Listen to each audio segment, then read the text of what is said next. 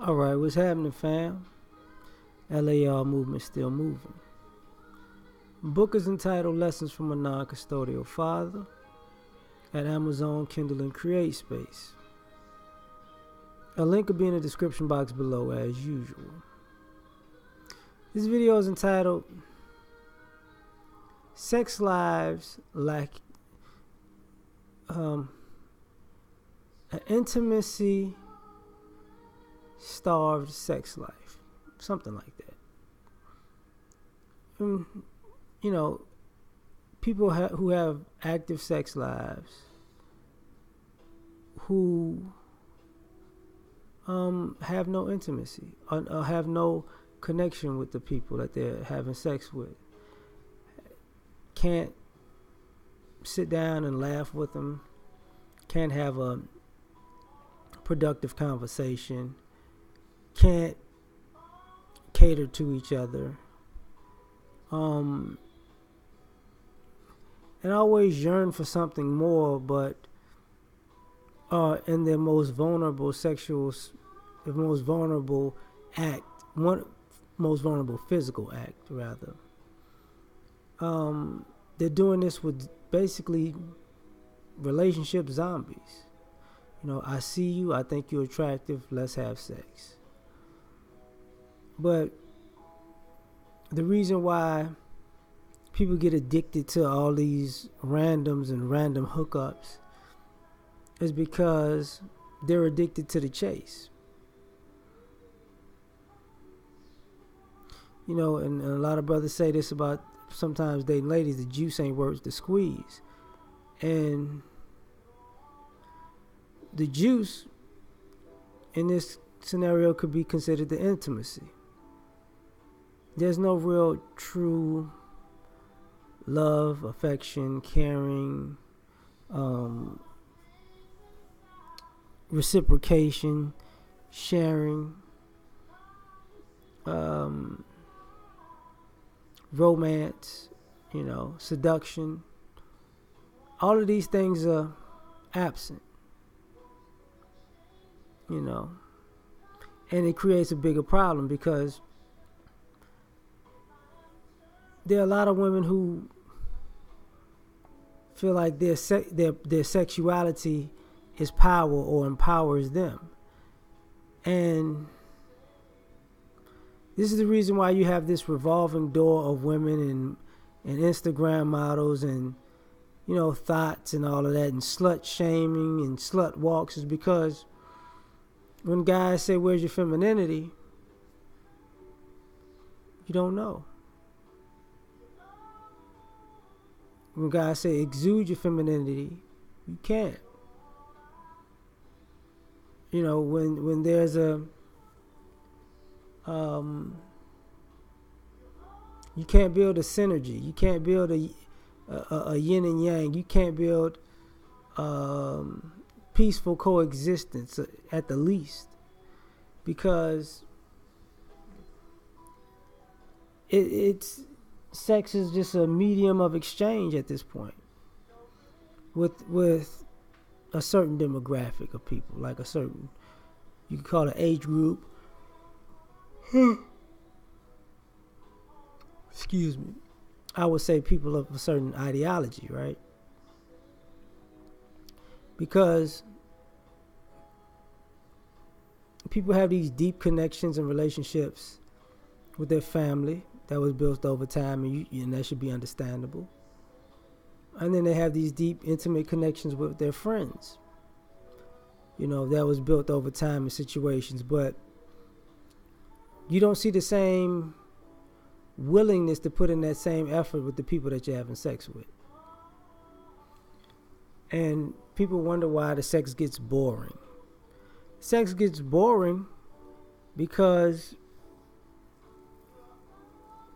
there is no feeling.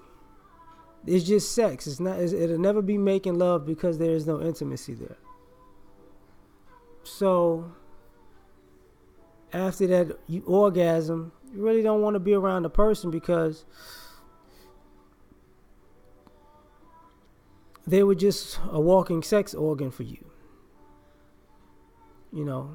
you like the person's sex, but you might not even know the person. You might not even know their personality, their their quirks. You didn't study them, right? So you don't really have any stake in the game of actually getting to know them better, you know, unless it involves you getting sex out of it at the end of the day, or getting something out of it from them through the avenue of, because you had sex with them, this is why they're doing that. And then you have people looking for more and discouraged because they're like, this society, there's slim pickings out here if you're single. So they say. But I would say the slim pickings would be with close, intimate relationships. You can't confide in somebody. You can't be vulnerable with other people. You can't be open with other people. And people seem not to understand, the deeper the connection, the better the sex. So we have all these shallow relationships because the people in it are shallow, and the effort that they put in to get to know and love one another is very shallow also. You don't have time to build an intimate bond with a person. You're too busy doing whatever you say is your passion, and which becomes a problem because you may be more passionate about sex than you are intimacy. So but the actual passion that you're looking for during sex comes out through the avenue of intimacy, of comfort, of trust, of protection, of acceptance, of love. But because that isn't deemed as important in these modern day relationships as it once was, you get this short cycle where I think they cute, I kind of like them, we having sex together, the sex is good, yeah, I still like them, but then I'm turned off now. I don't know what it is. They said something I didn't like. They did something I didn't like, so I cut it off.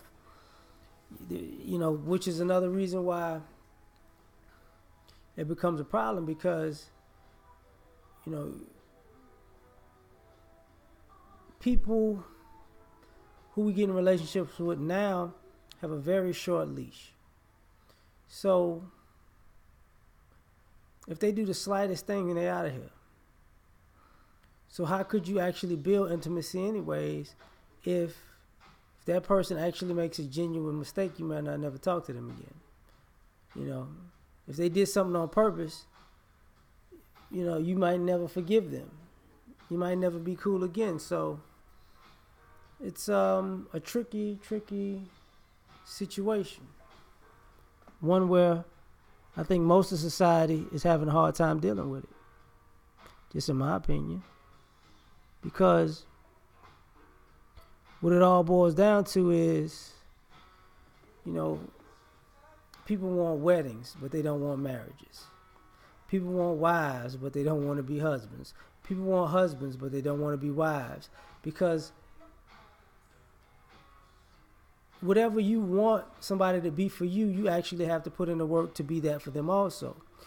And with all this entitled love, it's spilled over into the sex life where, a person owes you an orgasm, but they don't even know you. They're judged on how they'll sexually perform with you, and you never considered the fact that maybe they just aren't into the sex as much because they aren't as into you.